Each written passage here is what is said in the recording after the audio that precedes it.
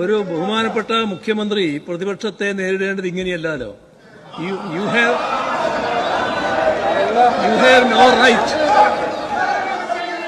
Have no right എന്നാണ് പറഞ്ഞത്. അങ്ങനെയാണോ നേരിടേണ്ടത്? അങ്ങനെയാണോ പ്രതിപക്ഷത്തെ നേരിടേണ്ടത്? അങ്ങനെയാണോ പ്രതിപക്ഷത്തോട് സംസാരിക്കേണ്ടത്? കേക്കോ, അങ്ങ് ശാന്തമായി കേക്കൂ. അങ്ങ് 10 വർഷക്കാലം ഈ സംസ്ഥാനം ഭരിച്ച മുഖ്യമന്ത്രിയായിരുന്നു. അങ്ങയുടെ ഗവൺമെന്റ് നയം അവസാനമായി പറയാനുള്ള അധികാരം അങ്ങേക്ക് തന്നെയായിരുന്നു. അതുപോലെ തന്നെ ഈ ഗവൺമെന്റിന്റെ നയം എന്താണ് എന്ന് ഈ സഭയെ അറിയിക്കേണ്ടത് മുഖ്യമന്ത്രിയാണ്. അപ്പൊ ദയവായിട്ട് അങ്ങ് ഇതിനോട് സഹകരിക്കും. വിയോജിപ്പുണ്ടാകാം, ഇല്ലെന്ന് ഞാൻ പറയുന്നില്ല. പക്ഷെ വിയോജിപ്പുണ്ടെങ്കിൽ അപ്പപ്പോ നമ്മളൊരു വാഗ്വാദം നടത്തി അതിന്റെ പേരിൽ ഒരു ഡിബേറ്റ് നടത്തി പോകില്ല. അദ്ദേഹം ആ നയം വിശദീകരിക്കട്ടെ.